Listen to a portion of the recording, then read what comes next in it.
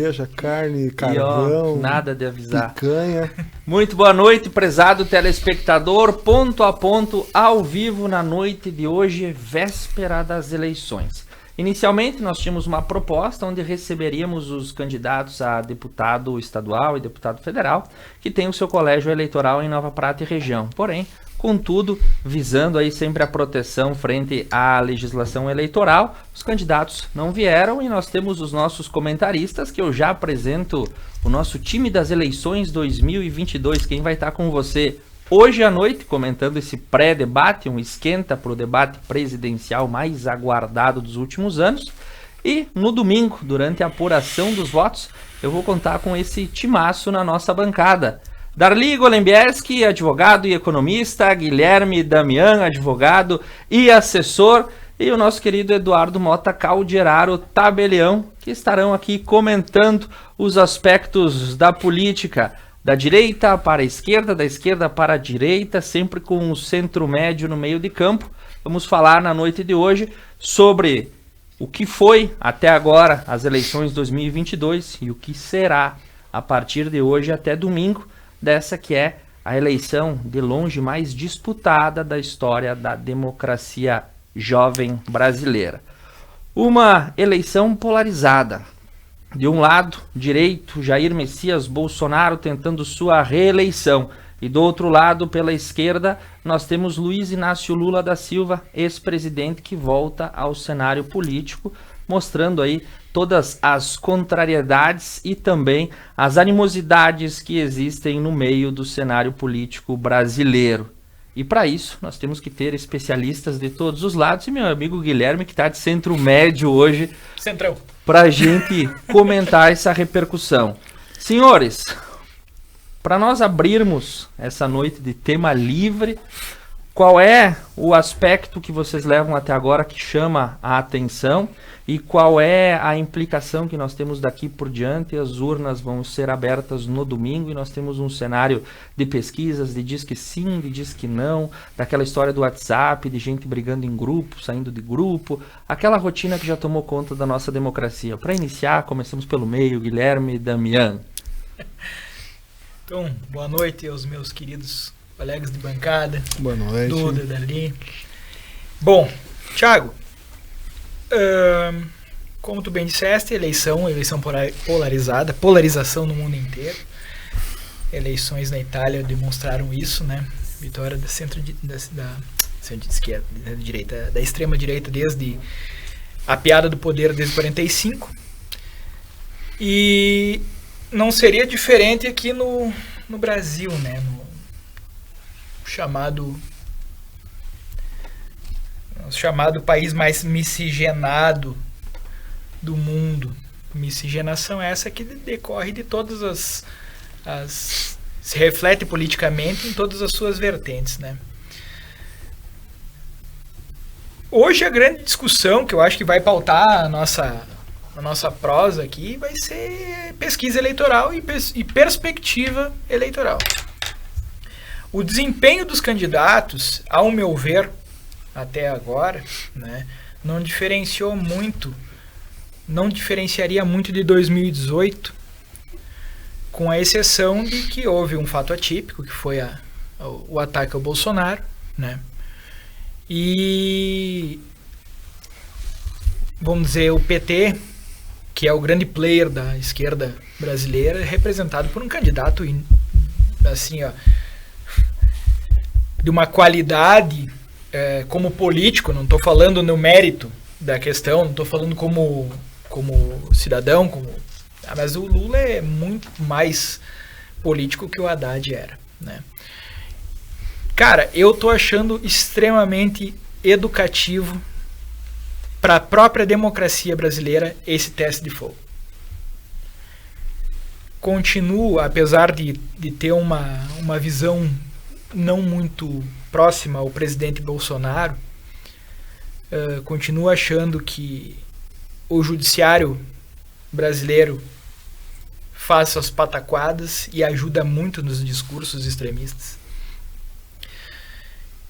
E a tendência, nós nós temos que notar, agora puxando um pouco para a questão da miscigenação anterior que eu falei, né?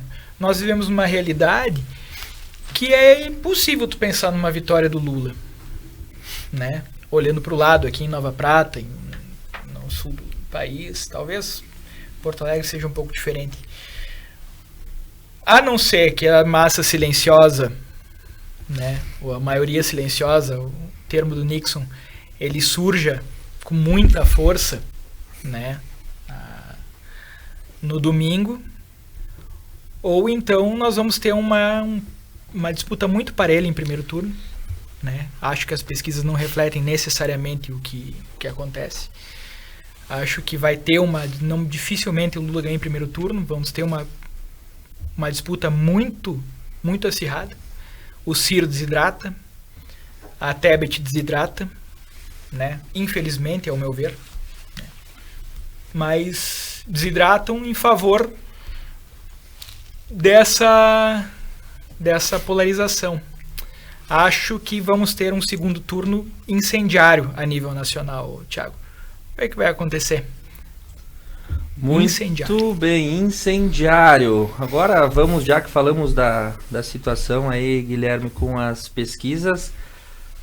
Eduardo Calderaro, tu que está lá na ponta esquerda, o que conta para nós, como é que tu enxerga nesse momento? Bem, também quero dar uma boa noite ao Guilherme, ao Darli, a Duda que está aí nos auxiliando aí nos bastidores, e a ti especialmente, Thiago, e a todas as pessoas que estão nos assistindo, que estão de casa. É uma pena que os candidatos não vieram, os candidatos a deputado que são aqui de Nova Prata, que tem domicílio eleitoral aqui, porque acho que seria importante para as pessoas terem uma visão melhor do que são os candidatos daqui. E esse é um assunto que inclusive o Guilherme comentou que nós devíamos tocar também e que é de fundamental importância. Às vezes a gente vota no deputado porque ele é amigo ou porque alguém nos indica, e os deputados depois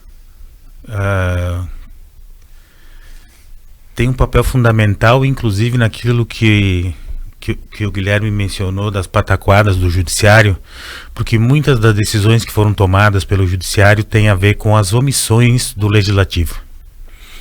Muitos temas que foram tratados no judiciário, que tem até uma certa elasticidade nas questões do judiciário, tem a ver com omissões do Congresso Nacional, por exemplo, que deixaram de tratar de temas que seriam claramente de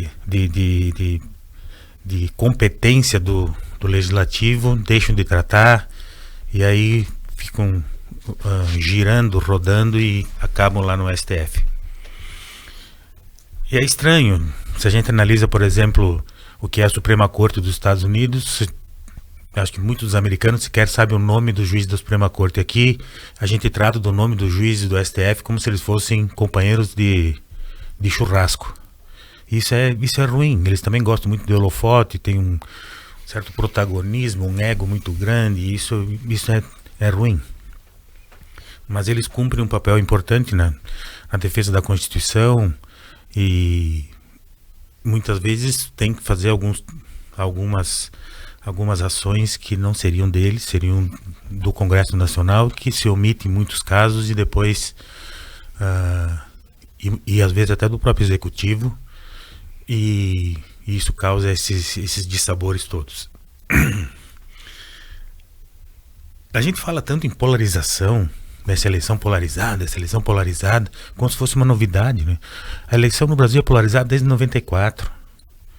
A eleição no Brasil não foi polarizada em 89 porque foi a eleição com o maior número de bons candidatos, à direita e à esquerda.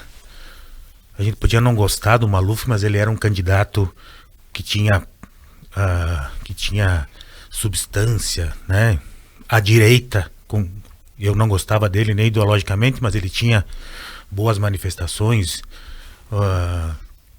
Nós tínhamos o Guilherme Afif Domingos, que era um liberal nato, né? Mário Covas, o Brizola, enfim, Ulisses. o próprio Ulisses Guimarães. Então, a eleição de 89 foi sui generis, né? Uma eleição com ótimos candidatos que no fim acabou elegendo Fernando Collor de Mello. Daí pra frente, é uma grande ironia. Daí para frente, de 94 em diante, até 2018, todas as eleições foram PSDB e PT.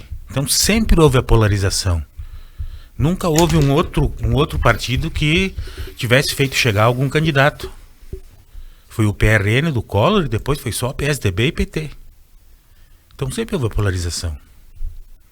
Mas parece que ela é mais assintosa nessa eleição. É que, na verdade, assim, está se forçando uma posição de polarização como se os dois lados estivessem agindo da mesma forma. Eu, educadamente, discordo. Em algumas posições, por exemplo, fato. Nós temos visto sinais de violência. Por exemplo, ontem em Santa Maria, um rapaz foi esfaqueado porque estava andando com uma bandeira do PT na bicicleta. Quantos bolsonaristas foram esfaqueados, ou foram agredidos, ou foram vistos pessoas do lado da campanha do Lula andando na rua lambendo um cano de uma espingarda, como circulou ontem um vídeo com um senhor em São Paulo, ou pessoas sendo ameaçadas na rua, ou uma moça que foi agredida com um pedaço de pau na cabeça porque ela disse que votaria no Lula, esse tipo de coisa. Então, polarização na campanha, ela tem dois focos completamente diferentes. Existe uma campanha que se pauta por uma forma e a outra campanha se pauta por outra. Então, a gente tem que colocar as coisas de maneiras diversas. O Guilherme colocou essa questão de que, olhando pela nossa região aqui, é impossível imaginar que o Lula possa ganhar no primeiro turno. O Brasil não é Nova Prata. O Brasil não é Nova Bassano. O Brasil não é o Rio Grande do Sul. E mesmo assim, no Rio Grande do Sul, a pesquisa aponta o Lula na frente do Bolsonaro. Porque existe uma outra dimensão que não seja só a nossa região. Eu também trabalho com lógica. O PT nunca ganhou eleição em primeiro turno no Brasil. Então, a eleição que foi ganha no primeiro turno foi justamente a do Fernando Henrique, se não me engano, 98, né, que foi em função do Plano Real. Então, eu também não trabalho com essa ilusão, até porque a margem das pesquisas é muito baixa. E não posso ser desonesto comigo mesmo se eu acreditei nas pesquisas quando nós estávamos perdendo, de não acreditar agora quando a gente está na frente. Acredito nas pesquisas e elas representam um momento. Domingo é outro momento. A gente não sabe o que vai acontecer até domingo. Esse debate de hoje pode mudar muita coisa. O Bolsonaro pode se dar muito bem no debate de hoje e alterar alguns pontos, fazer o Lula perder alguns pontos, ou o Lula ir muito bem e alterar também em alguns pontos. A gente não sabe, né? Isso é muito relativo nessas questões. Existem alguns lugares onde o Lula está na frente, por exemplo, com muita vantagem na Bahia e alguns outros lugares que são bastante votos. Santa Catarina, o Bolsonaro está bem na frente. Não sei, a quantidade de votos não é tão grande quanto é nesses outros colégios eleitorais. Nós vamos ter que esperar domingo para ver isso. Eu não trabalho com a perspectiva de que eleição é torcida, né? Que se fique torcendo. Torcida a gente faz quando é uma coisa irracional. Eu sou colorado, mas eu não sei explicar exatamente porque, não tem um motivo. Agora, a minha escolha partidária, ela tem que ter um motivo, ela tem que ser racional. Por isso, eu não torço pela eleição. Eu tenho motivos racionais para ter essa escolha, para ter o meu voto. E que não é o mesmo motivo de eu torcer para que o Inter ganhe o jogo. Tem gente que mistura isso, né? Então, no domingo nós saberemos. A melhor pesquisa que existe é na urna, e a urna é segura.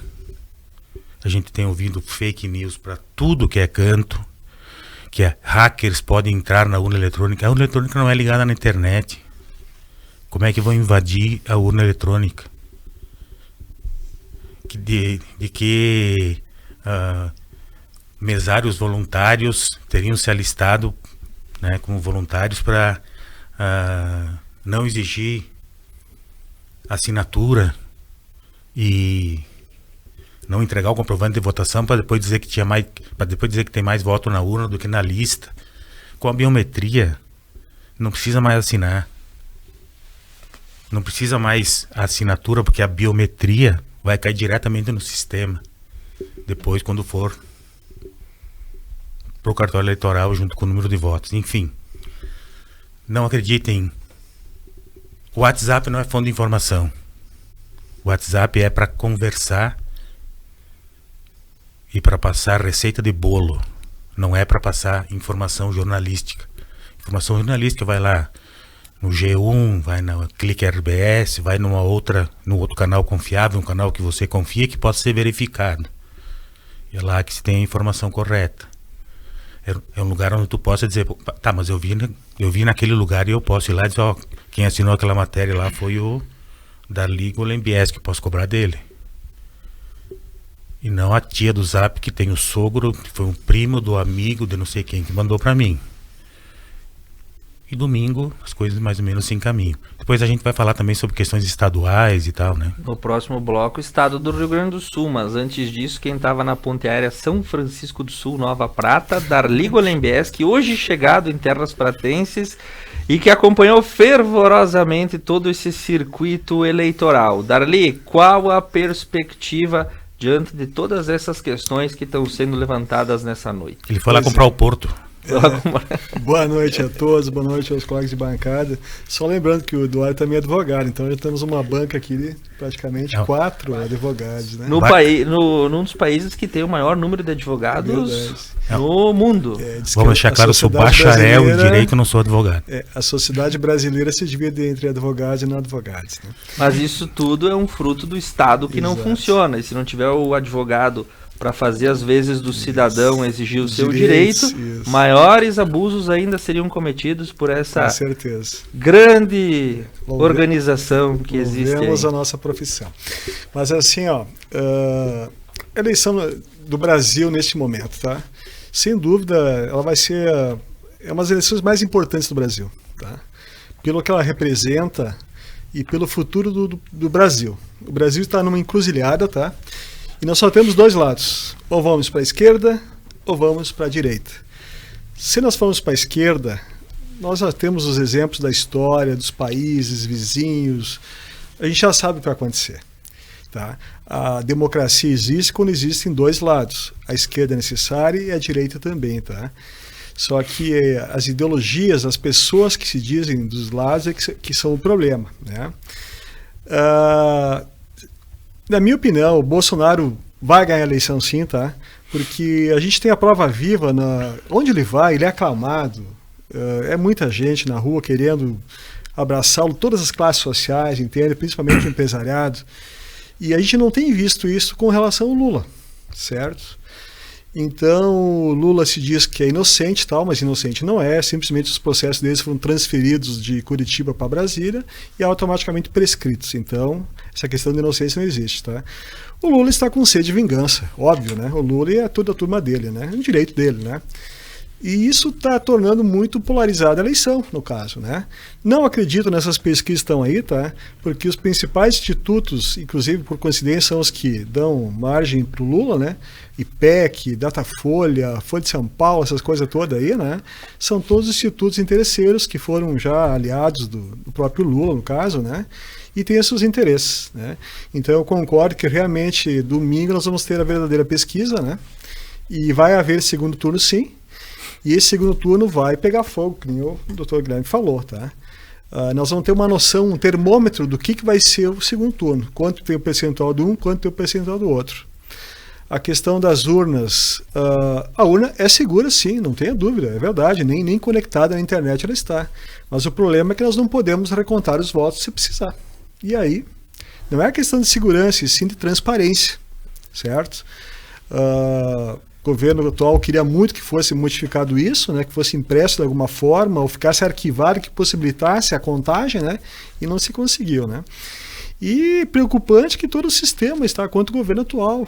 O Bolsonaro realmente, ele não é um cara muito simpático não, tá, mas ele é um cara que prospecta um progresso da sociedade, em defesa da família, contra o aborto, glorifica a Deus, né, e tudo que ele tá, esse lema dele, o pessoal está contra, entende? É a ideologia do sexo, é a ideologia do gênero, desculpa, né? A favor do aborto, contra a família, a mídia, os intelectuais. É muito estranho esse movimento, entendeu? Essa interferência jurídica do STF, isso não existe em país do mundo. Realmente, Duda. Nos outros países, nem se sabe o nome dos ministros da Suprema Corte. Eles não ficam lá se envolvendo por qualquer coisa. Só que o atual momento é qualquer partido insignificante vai lá, faz uma petição no STF pedindo não sei o quê. Isso não é papel do STF. Isso, o STF é para ser guardião da Constituição, e aí falando em Constituição, aí o cara candidato da esquerda diz que vai controlar a imprensa, diz que vai fazer isso, vai fazer aquilo, e a imprensa não está se tocando, a imprensa que defende ele não está se tocando disso. Ele já está avisando antes que se ele ganhar ele vai fazer isso, vai querer apagar vídeos, artigos do YouTube, do Google, vai querer fazer uma limpa para que deletar o passado, porque está tudo lá registrado. Se você quer saber tudo que aconteceu com o governo, vai no Google ali e procura, vai estar tudo o que aconteceu. Então, assim, ó, o Bolsonaro é um cara desbocado, tá? Mas ele não, no meu ver, a questão é que ele não consegue se comunicar direito, né? E ele se voltou contra o sistema, e o sistema está dando troco. O nosso legislativo com seus problemas, estão todos lá com o rabo preso, né? Então hoje nós temos legislativo e STF junto contra o governo. Mas a grande mídia, que é interesseira, intelectuais, etc, né? Só assim, essa eleição aqui, como eu falei, tá? Não, só tem duas, estamos numa encruzilhada, ou é para a esquerda ou é para a direita. Tá? Não que a direita seja perfeita, tá? Mas é muito melhor do que a esquerda, porque a questão da esquerda, estatizar empresas e tal, quem é que vai pagar essa conta, entendeu? A gente quer um Estado mínimo. O presidente, o Lula, ex-presidente, é contra o agro, mas como é que vai ser contra o agro se o Brasil, a essência dele é o agro, a gente produz comida para o mundo inteiro. De cada 5 pratos, um prato é produzido no Brasil. Em 2030 serão 2 pratos de comida. O Brasil, o mundo precisa de comida. Entende? Olha a Argentina, o governo lá trancou as exportações, taxou as exportações, o pessoal deixou de produzir, agora não tem comida, não tem dinheiro, não tem divisas, uma inflação de 90% ao ano, e a economia, apesar da questão da pandemia, tá? E a questão da guerra, a economia do Brasil desponta no mundo hoje, é de dar inveja aos Estados Unidos, à Europa, que está quebrada. A gente já fez nossa defesa de casa, o Banco Central, o Guedes pode ser um cara antipático, mas ele é um cara muito técnico, deviam dar um busto de ouro para ele. Ele salvou a economia do Brasil, salvou. O Brasil hoje causa inveja ao mundo, entendeu?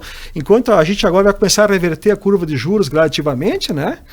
Os outros países continuam aumentando e nós temos um crescimento aqui. Então o Brasil tem tudo para se engrenar nos eixos no próximo período aí, né, de governo. Nós vamos virar, sei lá, 7ª, 8ª, 6ª potência mundial. Nós temos tudo para isso. Porque o mundo lá fora está em crise. E nós temos dificuldades? Temos, tá? Mas nós temos as soluções. E o Brasil produz comida, o Brasil tem emprego, só não trabalha quem não quer. E Bolsonaro, dever do governo também, né? Mas ele conseguiu, através da pandemia, assistir a todos, empresários, todo mundo pegou dinheiro do governo federal. Todo mundo, principalmente os governadores, né? Que botaram seus caixas em dia, né? Esse dinheiro veio do governo federal, que são nossos impostos, né? Então, o problema dele, do Bolsonaro, é a comunicação, tá? Comunicação. De resto, tem seus defeitos, mas ele é um governo progressista. Terminar obras, fazer grandes obras, ele conseguiu fazer muita coisa em pouco tempo. Na verdade, ele pouco conseguiu administrar o país, em função da pandemia, em função da guerra, em função não teve sossego um minuto no governo dele. Não teve. Ele não teve. E mesmo assim ele conseguiu manter a coisa de pé. Uma questão que tu traz, Darli, aí a gente vai para uma pergunta que eu quero trazer, e aí isso me incomoda porque aqui no Ponto a Ponto a gente debate assuntos que também circundam além mar, além das nossas fronteiras, né?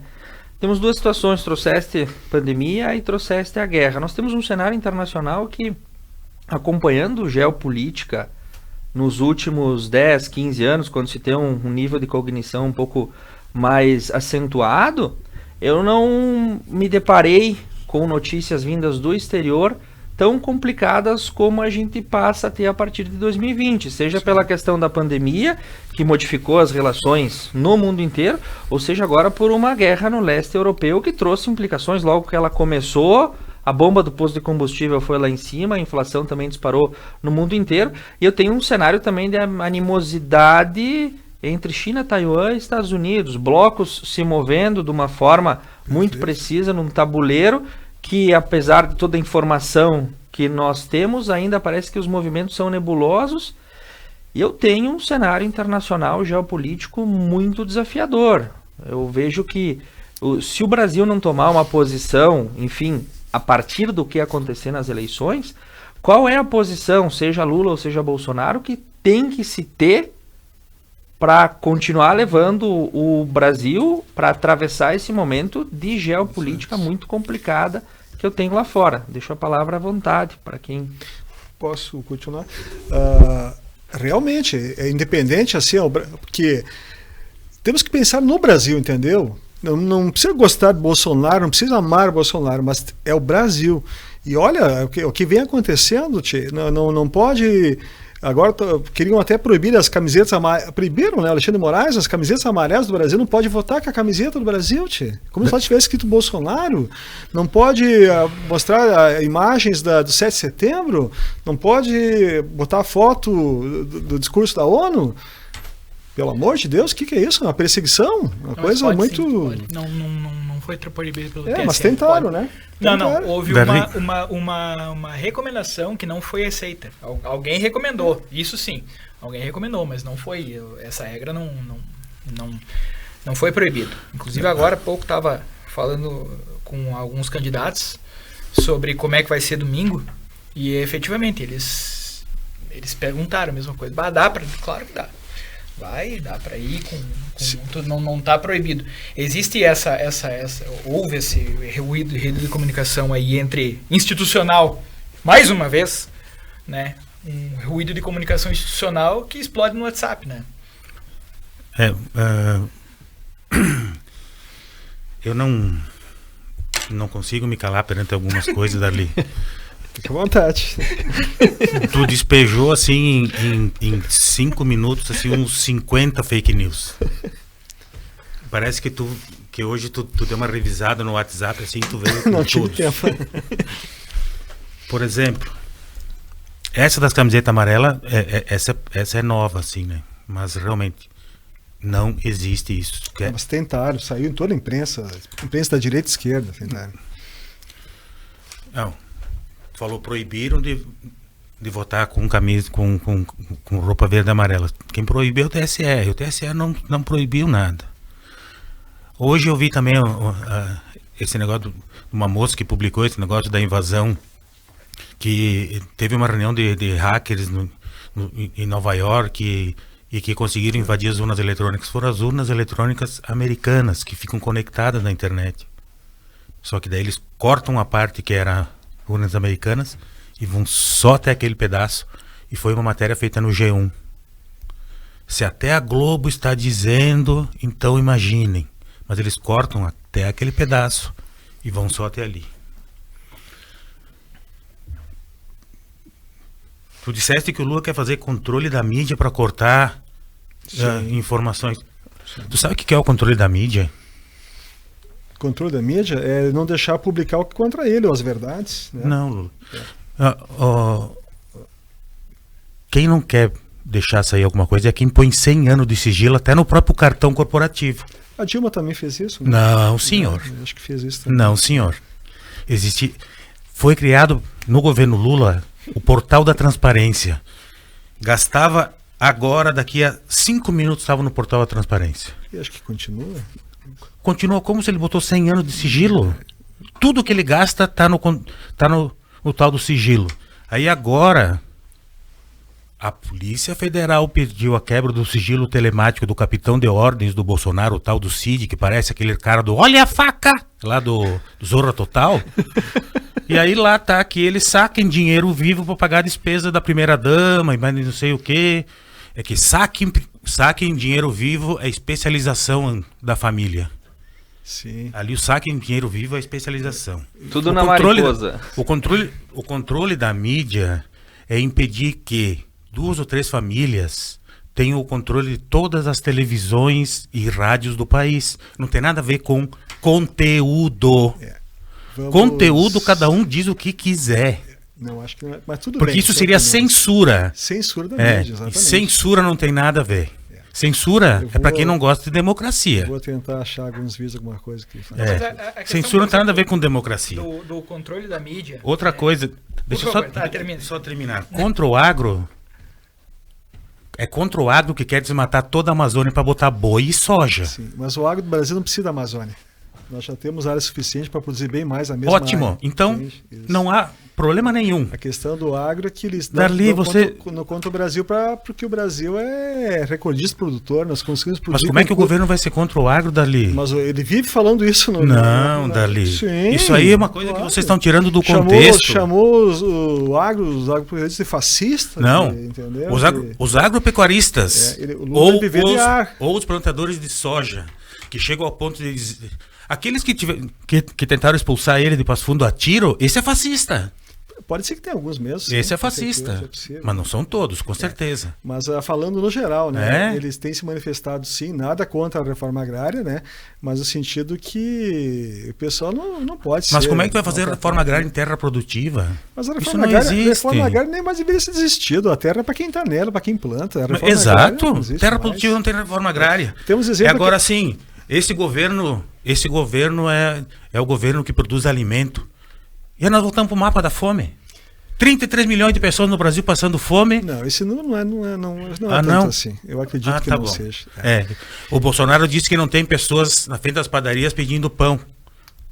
Tem. E nós estamos vendendo osso para as pessoas comerem. São pontos isolados. Pontos isolados. Obras. As grandes obras do Bolsonaro, o que eu lembro é que ele inaugurou uma ponte de madeira, que ele gastou mais para ir lá inaugurar a ponte do que custou a ponte. Não. E a transposição do São Francisco, ele fez 4% das obras. As obras foram feitas nos governos Lula e Dilma, ele fez 4% das obras e foi inaugurado. Ele recuperou, porque aquilo tinha lascado tudo, não tinha, era mal feito, né? Sim, ele terminou certo. E tal. Mas outra assim, coisa, o importante é quem termina as obras, né? Essa questão, ele não... Ele termina as obras. Ele termina? A maioria das obras do governo Dilma Lula não foram concluídas, né? Eu queria que tu me dissesse uma ficha de inaugurações para nós ver. Outra coisa, essa questão de crise internacional, o Lula tem experiência. A queda do Lehman Brothers foi em 2008 e nós passamos por ela. E ele vai saber enfrentar essa que tem agora. Muito bem, no próximo bloco, após o nosso intervalo comercial, nós vamos falar sobre aqui o Garrão da Pátria, o Palácio Piratini, aquela eleição desgraçada que nunca reelege ninguém. Será que esse ano vai dobrar a lógica? Eu volto em 3 minutos.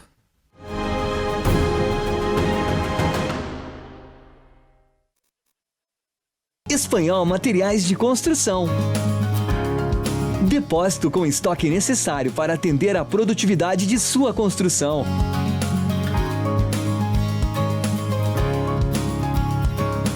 Entrega própria em toda a região com garantia de ritmo para sua obra.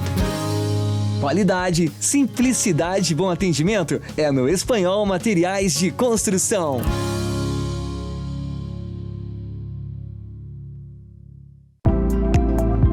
Dinox Corrimãos, excelência em corrimãos, sacadas e mezaninos de aço inoxidável e vidro. Fabricação e montagem com alto padrão de qualidade em todos os produtos. Atendemos todo o Rio Grande do Sul. Nossa linha de produtos é personalizada para cada cliente. Acesse dinoxcorrimãos.com.br. Vestibular UX Campus de Nova Prata. Prova online todas as segundas e quintas. Acesse ux.br e inscreva-se. Gobi Lupo Scala, loja exclusiva de produtos Lupo e Scala em Nova Prata. 3242-4323. Pneus Delinte é tranquilidade em rodar, pois a qualidade traz toda a segurança que você precisa. Delinte protege. Tem como benefícios 6 meses ou 10 mil quilômetros de garantia para cortes, furos e bolhas. Pneus Delinte protege. Você encontra na Tana Roda Pneus em Nova Prata, o auto center mais completo da região. A Service Contabilidade está no mercado há mais de 25 anos, oferecendo serviços de contabilidade e assessoria em várias áreas. Com unidades em Nova Prata e Nova Bassano, a Service Contabilidade está perto de você em todos os ambientes. Sua equipe oferece experiência, inovação e proteção para sua empresa e seu negócio. Service Contabilidade. Seu crescimento, nosso compromisso. Apartamentos de excelência e que você já conhece, tem a marca Arcier Construtora. Apresentamos nosso novo empreendimento, Residencial Amabile Maria, no bairro Sagrada Família, com localização privilegiada. Sua família terá uma nova e incrível experiência, com apartamentos projetados conforme o lar que sempre imaginou. Excelência nos diferenciais, com a confiança de sempre. Conheça um novo Residencial Amabile Maria. Há mais de 10 anos atuando em Nova Prata, a Clínica ProStar conta com atendimento completo e humanizado. Atuamos nas áreas de metabolismo, doenças da tireoide, diabetes, hipertensão e obesidade. Para nós, duas coisas vêm em primeiro lugar: o respeito ao paciente e aos métodos científicos. Clínica ProStar, Rua Cônego Pérez, 698, no centro de Nova Prata. O que é ter saúde para você? Ter energia para aproveitar a vida do seu jeito? Se equilibrando entre alguns imprevistos e grandes alegrias? A gente acredita que essa seja uma boa receita. Afinal, manter a felicidade é um hábito saudável. E sobre cuidar de saúde, a gente entende. Somos a Unimed. GB Vidros, a melhor opção para envidraçamento moderno de sacada retráteis. Aqui sua obra fica completa. Painéis de espelho, acabamentos exclusivos, box de lançamento e vidros especiais. E para sua segurança, redes de proteção timbradas e selada com a certificação do Inmetro. GB Vidros, pontualidade e satisfação.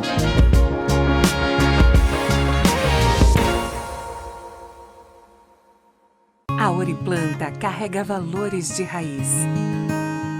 De quem planta e sempre praticou o bem ao próximo, por nosso cliente. E assim continuamos nossa caminhada. Com base em quem sempre nos deu exemplo. Oriplanta, cultivando valores para servir.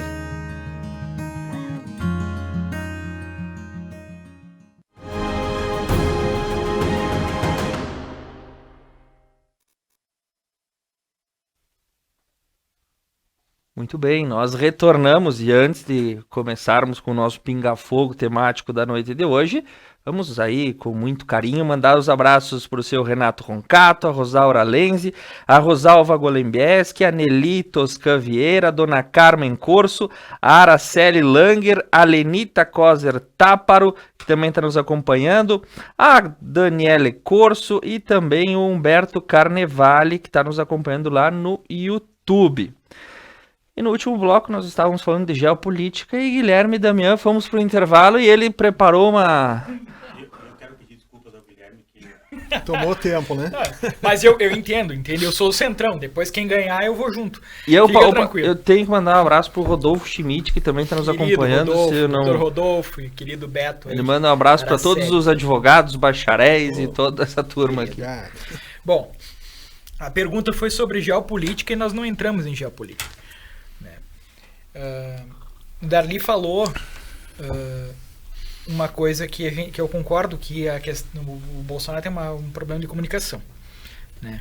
Ele se comunica mal. Em geopolítica, comunicação é letal. Uma má comunicação é letal em geopolítica. E não houve só com o Bolsonaro, com o Lula também. Apesar que o Lula, a política externa do Lula era muito mais alinhada a um progressismo mundial que existia mais força naquela época, que agora nós não sabemos se vai se repetir por causa das questões europeias. Brilhante, né? Damião. Talvez tu concluiu uma coisa que eu não consegui dizer. Nós tínhamos um cenário do mundo mais fraterno tempo atrás e agora... Paz e amor. Fraterno talvez, né? Fraterno é uma palavra forte, mas... um mundo mais progressista, um mundo mais antenado com alguns valores e isso em história mundial é normal, a roda gira, né? Às vezes a geopolítica é mais progressista, outra mais conservadora, e nós não sabemos o que vem aí. Mas, de qualquer forma, o Bolsonaro, ao meu ver, e um dos erros crassos dele, Darli, não é nem uma questão de governo, mas sim de Estado, né? Ele ter escolhido mal o Piratini, o Itamaraty. Ele ter escolhido mal o Itamaraty. Ele loteou os ministérios, ele teve grandes ministros, o Tarcísio foi um excelente ministro, né? O Guedes, com todos os seus percalços, é um bom ministro ao meu ver. Maria Cristina Agricultura. Né? Mas ele teve aquelas rateadas ideológicas. As escolhas do Olavo de Carvalho. As escolhas do Olavo de Carvalho, tá? Que a Damares foi a melhor ainda de todas. Foi a menos pior, né? Tu pega só me veio uma palavra feia na cabeça, mas não vou qualificá-lo, mas é quase um pulha, o Ricardo Salles. E aquele outro do Itamaraty que foi escorraçado, Ernesto Araújo. O próprio Sérgio Moro? Mas o Sérgio Moro, vamos dizer, ele tinha uma expectativa toda, entende? Mas não era escolha do... Sérgio Moro foi quase o Ronaldinho na final da Copa de 98, né? Entrou como estrela e saiu escorraçado. Então ele escolheu mal, ele entregou uma parte essencial, não ao governo, ao Estado brasileiro. Uma parte essencial, inclusive para o agro, inclusive para o nosso comércio exterior. Ele falava mal da China. Fala mal da China. Porra, desculpa. Nós já estamos quase... É o nosso maior comprador. Nós temos comércio com eles. Eu não preciso gostar do dono da padaria, entende? Mas se eu vendo farinha pro dono da padaria e ele paga a minha conta, beleza, tá show, sabe? Então, em geopolítica, ele só não se comunicou, mas ele passou, além de se comunicar mal, ele passou a impressão errada. Ele passou a imagem errada do país. A nossa sorte, Darli, é que nós temos o agro. Sim. É que nós somos... Eles precisam... Eles não precisam gostar da gente, eles precisam comprar da gente. Eles precisam comer. Exato, eles precisam comer. Então, isso nos salva. Agora, é um erro que em eventual segundo mandato não pode ser cometido novamente. E será que ele vai aprender ou não? Então, em geopolítica, voltando só um comentário desse entrão, né? Entendo que assim, guerras sempre vão ocorrer. Quem é mais antigo aqui, como nós três aqui, a Duda não tinha nascido e tu tinha parcos anos, década de 70. Não! Não tinha nascido ainda. Tu não tinha nascido. Década de 70, lembra que a guerra Iraque, houve racionamento de combustível em 3 países do mundo. No Irã, no Iraque e no Brasil. Né? Os outros países, tudo tranquilo. Então, nós tradicionalmente agimos mal, nos sentimos assim, reagimos mal com as questões externas porque nós somos muito dependentes de comércio exterior, comércio de commodities, né? Então, se nós for puxar, né, Duda, essa conversa, nós vamos entrar meia-noite e 1h.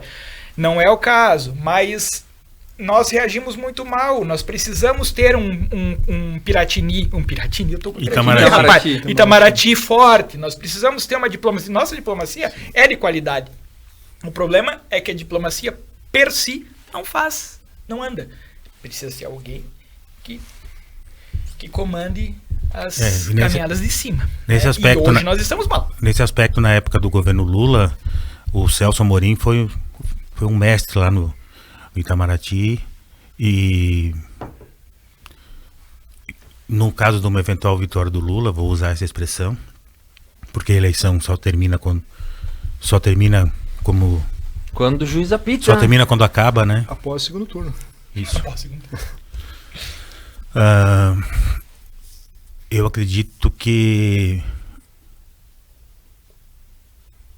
a perspectiva de ação do Itamaraty seja pelo multilateralismo, não mais por um mundo bilateral, né? Como se vivia Estados Unidos e Rússia, depois de Estados Unidos e Europa, né? Mas um mundo multilateral com mais centros, né? Para que a gente possa, inclusive, aumentar mercados e não ficar na dependência. Se, por exemplo, a China resolve comprar sojas de outro lugar e a gente ficar com uma monocultura, a gente fica com toda essa produção que a gente tem com dificuldade de venda para outros lugares. E se nós tivermos outros mercados, a gente tem a possibilidade de, tendo toda essa produção, deslocar ela para outros mercados, né? Então acho que isso é importante de fazer. Um intervalo antes da gente pular para o próximo assunto, que encerramos a questão geopolítica. Se você está gostando dali, tem mais geopolítica? Não, acho que é isso aí. Teremos muitos assuntos. É que o Dali emendou o assunto no bloco anterior. Teremos muitos assuntos e até recomendo que depois das eleições, aí sim a gente possa fazer uma avaliação correta, né? Mas que agora todo mundo aqui tenta fazer um exercício daquilo que um professor meu chamava de futurologia. Exato. Então, mas assim, é importante essa eleição, votem consciente, tá? Votem pelo Brasil, né? Pelo Brasil. Porque o que nós vamos explicar para os nossos filhos, nossos herdeiros, nossos sucessores, o que a gente fez no ano de 2022. Então é importante. A esquerda, ela podia ter escolhido candidato melhor, não precisava ser o Lula, tá? Não tem o melhor que esse.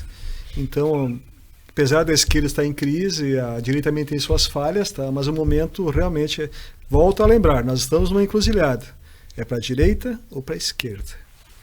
E se você quiser acompanhar todos os comentários dessa bancada especialíssima que está aqui essa noite, domingo, a partir das 17 horas, nós vamos estar ao vivo, acompanhando em tempo real a apuração através do Tribunal Superior Eleitoral, rezando para que tudo funcione da forma agradável, e vamos comentando os resultados em tempo real. A partir das 17 horas ao vivo na Conecta Mais TV, eu vou estar com essa bancada comentando de fato e de direito o que vem acontecendo nas ruas brasileiras. Um abraço para o Dr. Marcos Pizzi, que nos acompanha lá em Nova Bassano, e agora a gente faz um turnover, sai da geopolítica mundial e vamos aqui para o Garrão da Pátria. Eu dizia que a eleição para o Piratini ela é um pouco desgraçada, porque nós nunca conseguimos emplacar duas vezes um governador. O Rio Grande do Sul tem um problema é uma característica. Nós temos sempre governos de 4 anos, e aí muitas vezes não se tem uma política de continuidade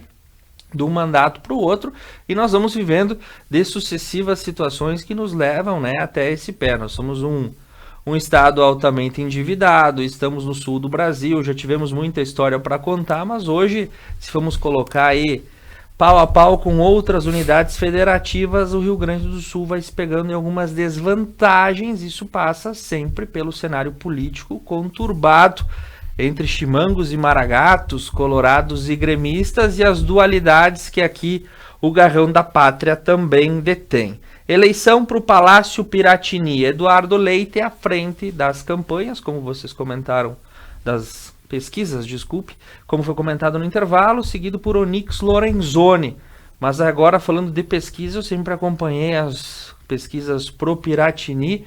sempre foram surpresas, como por exemplo o José Ivo Sartori em 2016 ou 2014, 14, eu acho. que surgiu nas primeiras pesquisas, nem figurava como um possível candidato com 5, 6% e no final acabou levando no segundo turno. Sempre tem uma volta grande. Como é que vocês enxergam a corrida lá para o Palácio Piratini em Porto Alegre? Afinal, isso também é importante para nós. O Piratini, os milagres eleitorais de gente que sai de 3% só ocorre com o PMDB. É o PMDB que é o grande player no Rio Grande do Sul. O Germano Rigoto e o José Sartori. E não por acaso um partido que tem uma estrutura partidária em todo o estado. Perfeito. Não, o PP também tem. Só que o PP não emplaca governador dele, Jair Soares. Porque não tem nunca um nome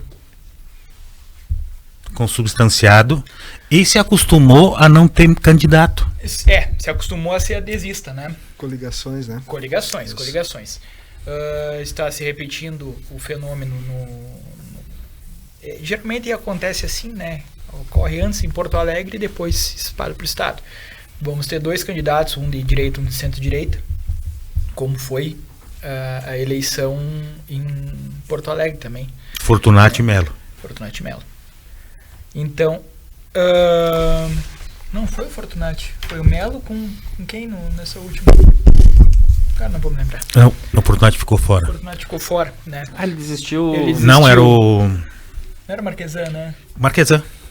Isso, que ele ia para reeleição. Isso. Exatamente. Marquesan e Melo. PSDB e o PMDB, os dois ambos de centro-direita. Aqui no estado, né, o Eduardo Leite conseguiu costurar com o PMDB. Pronto. Para mim, hoje vai ser o nosso governador. Vai para o segundo turno com o Onyx, um Onyx empolgado, fica bonitinho tu botar 22 de cima a baixo na urna eletrônica, então ele vai com essa vibe. No Rio Grande do Sul o Bolsonaro vai ganhar a eleição, aqui no Rio Grande do Sul vai pontear, né? E então o Onyx vem nessa levada, conseguiu deixar toda, o Eduardo falou antes, deixar toda essa a grande defesa que o Heinz fez o Bolsonaro na CPI em segundo plano. Ninguém mais lembra disso, ninguém mais enxerga o Heinz, né? O Edgar Preto, meu amigo pessoal, ele vai fazer aqueles 15, 18%, 14, 15, 18% do PT, do orgânico do PT, especialmente na região metropolitana, né? E esses dois vão ao segundo turno com a tendência que o Eduardo Leite ganhe.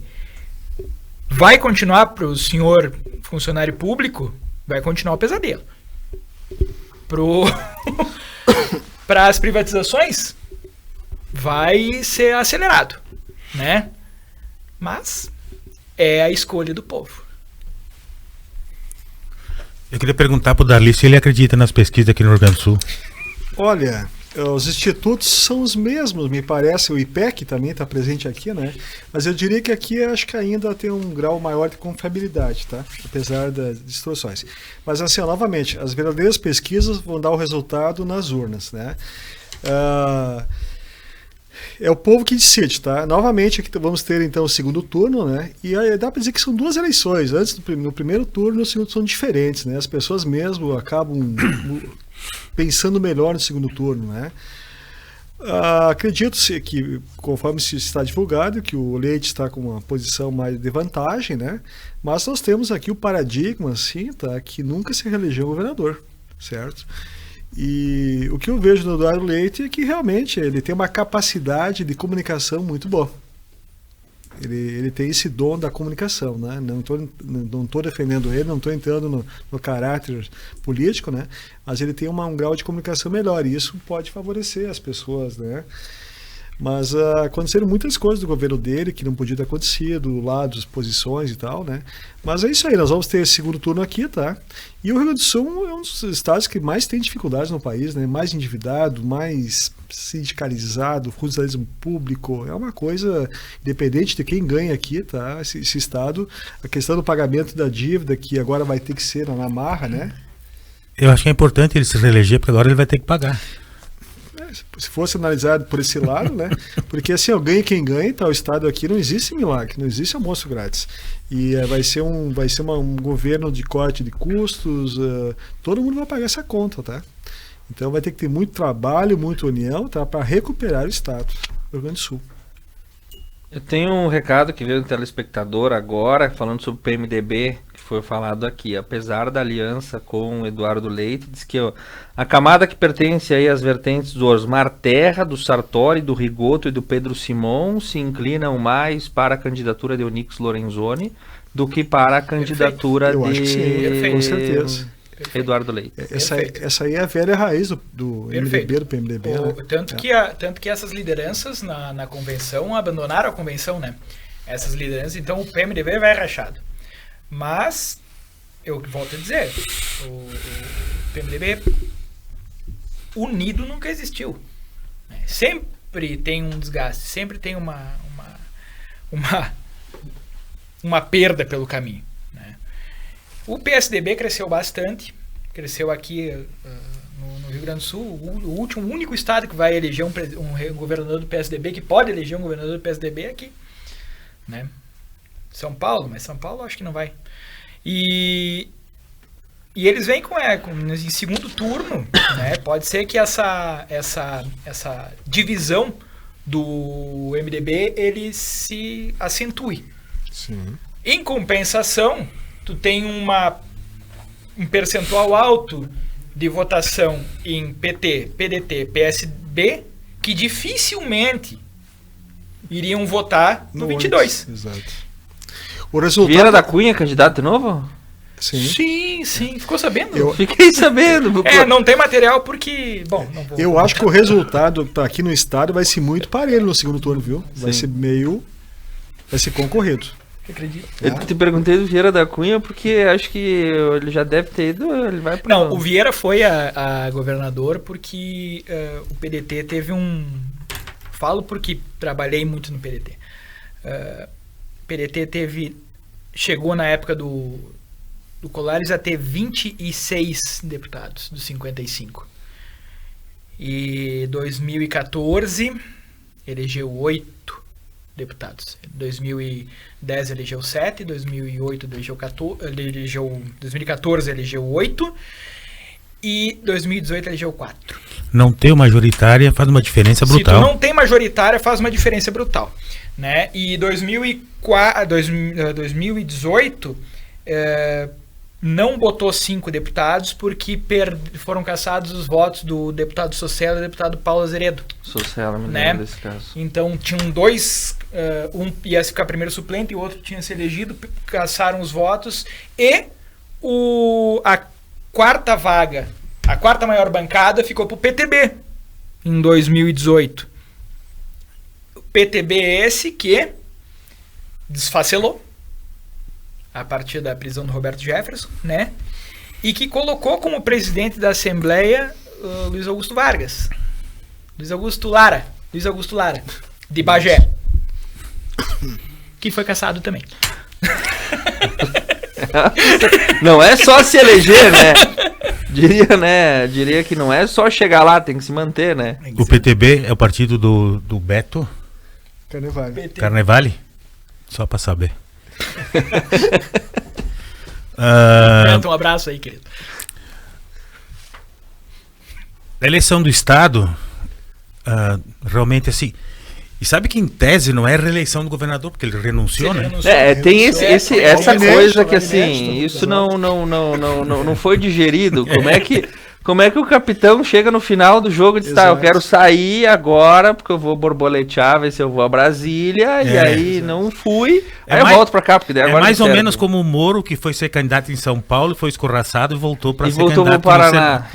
Só que no Paraná eles disseram, peraí, mas aqui não, né? Inclusive, a nível nacional, mudou muito o cenário, essa questão do Eduardo Leite querer concorrer a presidente, né? Fez o racha, né? Sim. Acabou, e ele conseguiu o MDB de vice aqui justamente porque o PSDB é vice da Simone Tebet. Eles casaram essas duas coisas. Por isso que ele fez aquela força toda pro Gabriel ser vice dele aqui. E isso foi o que essa ala do MDB não aceitou. Aliás, é uma característica do MDB. Querer sempre a cabeça.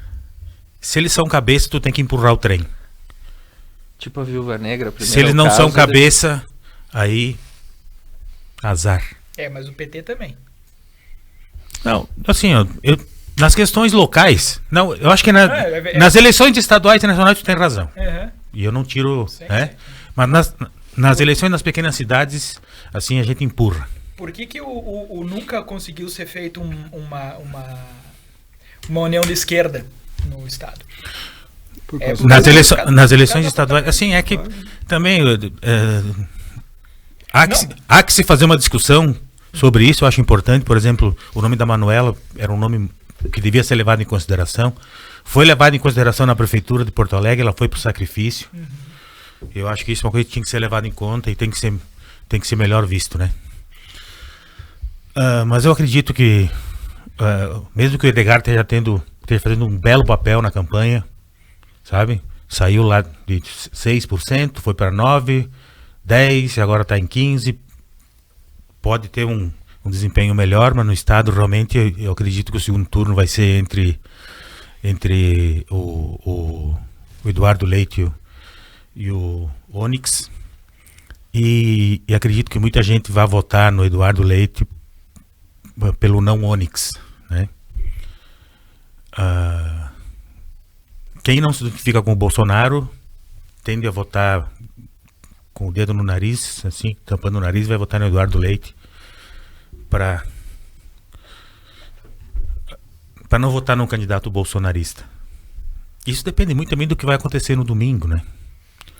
Termômetro. Se vai ter segundo turno, e pode ter segundo turno.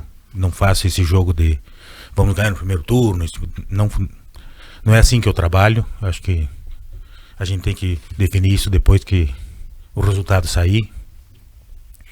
Então tem muita coisa para acontecer que pode ter casamento aí com a eleição nacional.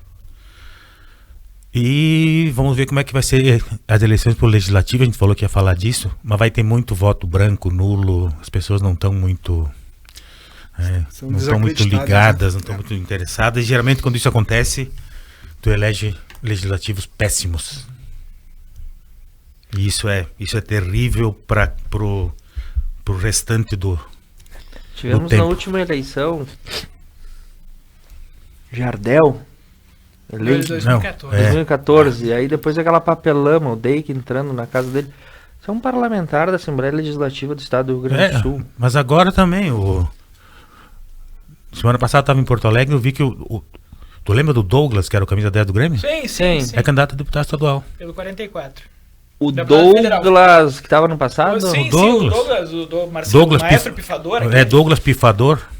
Geralmente ele vai se eleger. Geralmente acontece. A torcida do Grêmio coloca uns. Não, mas ele já tem o Danley. Mas esses escândalos geralmente acontecem mas assim, com os candidatos gremistas, né? Eu tenho profunda diferença ideológica com o Danley. Mas é inegável que ele faz um bom trabalho como deputado. Sim. Ele se inteirou do que é o trabalho de um deputado. Ele corre. Ele tem militância, ele faz o trabalho dele como... Tem diferenças ideológicas. Mas ele não é um Jardel. Com certeza não. Entendeu? Não, existem bons políticos, tá? Cabe o eleitor saber quem tem são. Tem gente que é só... Olha o Tiririca. O Tiririca é um folclórico. Sim. É um cara que tá lá. Tu não sabe nem se ele tá lá ou não. Ele se elegeu no nome. O Darley pode ter sido eleito no primeiro mandato no nome. Não, mas agora ele tem trabalho. Mas ele tem trabalho. Isso a gente tem que reconhecer. Não adianta... Eu sou colorado e sou de uma posição política diferente da dele, mas ele trabalha. Com certeza. Eu sou obrigado a fazer isso. Essa questão da inocência do Lula, ou da não inocência, essa semana teve uma decisão do ministro Gilmar Mendes no STF, porque a Receita Federal estava cobrando uma multa do Lula de 18 milhões de reais. Isso. E aí então na petição estava escrito assim: por fim, o STF não inocentou o réu Luiz Inácio Lula da Silva. Ele não tratou do mérito da condenação. Não foi afirmado em hora nenhuma que o réu é inocente, mas considerou-se que não cabia à Justiça Federal do Paraná julgá-lo naqueles processos específicos. Para o STF, a sentença dada no Paraná foi irregular e por isso inválida. Aí fala o ministro Gilmar Mendes. A distinção entre sentença irregular e inocência, tecida pelo incauto parecerista, é de cristalina leviandade.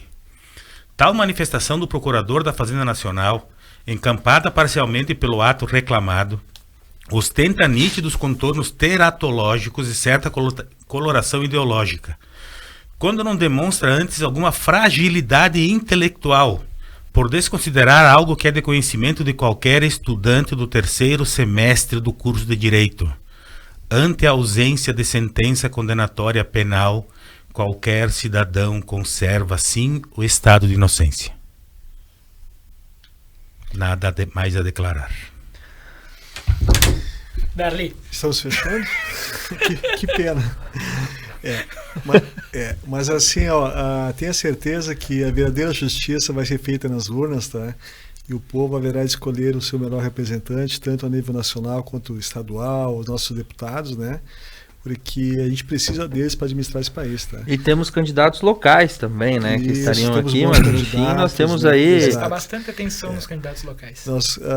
A cada eleição a democracia vai se aprimorando, vai se amadurecendo, né? E quem sabe corrigindo as falhas que às vezes permanecem, né? Então votemos consciente pelo nosso Brasil, pelo nosso Estado, né? Pensando no futuro dos nossos filhos, futuro da economia, emprego, um Estado mínimo, um Estado progressista que constrói, que governa para todos, né? Que sigamos todos em frente, porque exemplos não faltam. Argentina, logo teremos o Chile, a Venezuela, os países tradicionais, tá? Na história existiram governos de esquerdas não ruins, mas governos, né? Assim, depois de eleito, que faça o melhor mandato possível, certo? Mas a maioria desses candidatos, dessas pessoas, ela se agradou de uma causa, de um partido, né? E querem se perpetuar no poder. No Brasil mesmo, nós tivemos aí 8 anos de Lula, mais 6 da Dilma, 14 anos, né? E a gente viu tudo o que aconteceu, né? Então tiveram a oportunidade, não quer dizer que se não ganhar agora também, mais adiante, é o povo que decide, né? Só queremos uma eleição transparente, uma eleição séria, né? E com um voto consciente. Considerations finais aí, Guilherme e Damião, para a gente ir se preparando, porque passando quase 22h10, 22h15, 22h30, debate presidencial na Rede Globo de televisão. Opa, perfeito. Isso que ia acompanhar. Eu quero agradecer, assim, é uma experiência sensacional estarmos aqui conversando sobre política, conversando com fundamentos sobre política, conversando com estofo sobre política, com pessoas que entendem disso, com a participação de pessoas que entendem disso, né? Política é uma arte. Política é uma arte. Nem sempre feita por bons artistas. Com certeza. Mas é uma arte, né? É uma ciência. E cabe a nós aqui no nosso rincão, e graças à Conecta, né? Nós temos a oportunidade de dar nossa contribuição e colher essa contribuição também das pessoas que nos encontram na rua, né, Dali? Então, muito obrigado. Domingo vamos conversar mais ainda. Tenho um monte de anotações que eu não consegui falar ainda aqui, mas domingo vamos evoluir. Domingo a partir das 17 horas ao vivo. Eduardo. Olha, uma coisa eu tenho que tenho que concordar com o Darli que a democracia é o melhor dos regimes. Mesmo quando a gente erra. Mesmo quando a gente numa eleição, a gente não escolhe o melhor. Porque a gente tem a chance de na próxima acertar. Nas ditaduras, a gente não tem essa oportunidade. Algo nos é imposto. É de cima para baixo. E o pau comendo, né? Isso aí. Então, a democracia tem que acontecer neste domingo. E que ela seja em paz, que os resultados sejam respeitados e que realmente se eleja um governo para todos, como disse o Darli. Um governo para homens, mulheres, para Brasil, negros, LGBT, para todas as pessoas que compõem esse país miscigenado, como disse o Guilherme, porque realmente o Brasil é um país único e a gente tem tanta coisa aqui para a gente voltar a ser como já fomos a 6ª maior economia do mundo. Depois a gente começou a dar para trás. Já fomos a 6ª maior economia do mundo no mandato do presidente Lula. E nós podemos voltar a ser quando a gente governar realmente para todos, quando a gente voltar a incluir pessoas que hoje estão excluídas absolutamente do mapa da importância no povo brasileiro, que hoje estão completamente afastadas. Quando essas pessoas puderem voltar a ir para o supermercado, quando elas não forem tratadas com desonestidade pelo governo. Eu acho que isso é importante da gente ressaltar. E tem uma coisa, gente, assim, que eu tenho ficado preocupado, assim, que as pessoas têm que votar por hábito.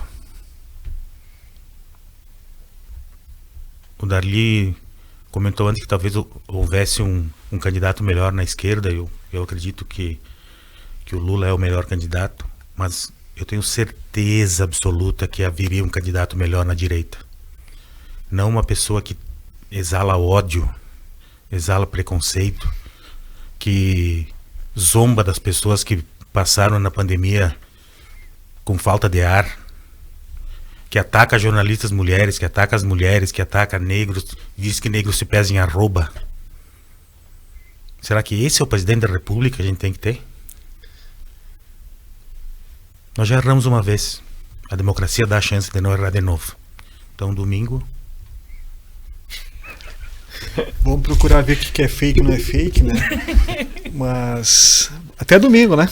Até domingo, 17 horas, em todas as nossas plataformas, acompanhando em tempo real o TSE, o Twitter, o Facebook. A gente vai estar com um arsenal de coisa aqui em cima para trazer informação para você. Os comentários sempre muito bem qualificados de Darli Golembiewski, Guilherme Damian e Eduardo Calderaro.